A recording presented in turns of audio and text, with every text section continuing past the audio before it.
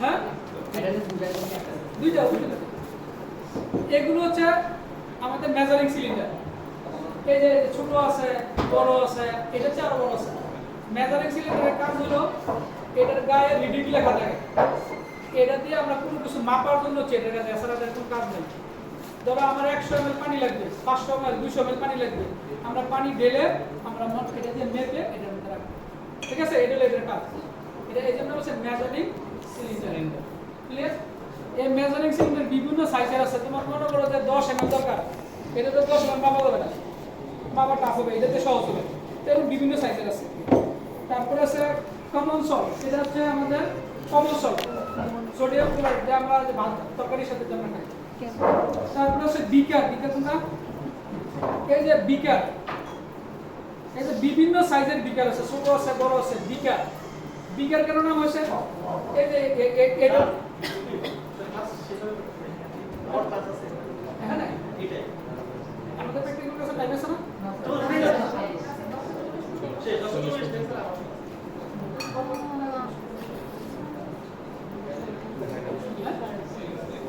এই শরীফ sir 10 minute. তাহলে বিকারের নাম হচ্ছে এই যে এটার কারণে যে প্রোগ্রামের নাম হচ্ছে বিকার। ঠিক আছে, এটাতে আমরা গালি করি। তারপরে আছে আমাদের বিকার বানসেন বানানো তো নাই, তাই না? Spirit lab. আচ্ছা শোনো, আমরা এই স্পিরিট এর পিছনে কথা বলবো না, কারণ যদি কথা বলার দরকার বাইরে থেকে কথা বলবো। এটার নাম হচ্ছে স্পিরিট ল্যাব। ঠিক আছে, এই স্পিরিট ল্যাবের মধ্যে এটা স্পিরিট ব্যবহার করা যায়, লিকুইড আছে। এটা কেরোসিন তেল ব্যবহার করলে কালো হয়ে যায়, কালো ধোঁয়া ওঠে, এটা যে কখনোই ধোঁয়া কালো হবে না। ঠিক আছে, এই জন্য আমরা এটা ইউজ করি। এটা কাজ করার সময় তোমরা সবাই প্রথম দিকে এসে এটা একটু খুলে, এটা খুব কেয়ারফুল। এটা দীর্ঘ সময় যদি এরকম থাকে পরে থাকে, তাহলে বিদ্যুৎ অনেক সময় ব্যাপার তৈরি হয়, হঠাৎ করে আগুন ধরে ব্রাস্ট হয়, অনেকবার ব্রাস্ট হয়েছে এখানে। এই জন্য এটা এসে করবে কি, এটা লাইট দিয়ে লাগানোর আগে, জ্বালানোর আগে এটা একটু এরকম খুলে নিবে। ঠিক আছে, তাহলে এটার নাম হচ্ছে স্পিরিট ল্যাম্প। তারপরে আছে হলো ফানেল, এইগুলো হচ্ছে ফানেল, এই যে এগুলো ফানেল। ঠিক আছে, এগুলো হচ্ছে মাপার জন্য আর কি, বা চাকনির জন্য, মাপার জন্য না, সরি ডালার জন্য অথবা চাকনির জন্য। তারপরে আছে আমাদের কি আছে, ফিল্টার পেপার। ফিল্টার পেপার হচ্ছে এইগুলো হচ্ছে ফিল্টার পেপার। আমরা যখন ফ্যাট এবং পটাশিয়াম হাইড্রোক্সাইড ক্ষার রিঅ্যাকশন হওয়ার পরে আমরা এটা দিয়ে কোনটাতে করব, হ্যাঁ এটাতে আমরা দিয়ে, এটাতে না ওই কনিক্যাল ফ্লাক্স, কনিক্যাল ফ্লাক্স লাগবে। কনিক্যাল ফ্লাক্স দিয়ে এটা আমরা ডাললে উপরের মধ্যে, উপরে আমাদের সুপ থেকে দেব আর নিচে গ্লিসারল করে দেব। ঠিক আছে, তারপরে আসলে আমার তারপরে ওয়্যার গজ, এটা নাই ট্রাইপোডিস্টেন, মানে হচ্ছে আমাদের ক্যামেরা লাগবে না। ঠিক আছে, ক্যামেরা লাগবে না আমাদের, এটা সামান্য ওষুধ। গ্লাস রড, এই যে এটা হচ্ছে গ্লাস রড, ভালো করে মিক্স করার জন্য। তারপরে আছে আমাদের লিটমাস পেপার।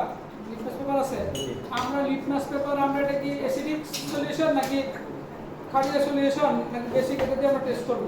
তারপরে আছে আমাদের নাইফ। নাইফ আছে, নাইফটা আমাদের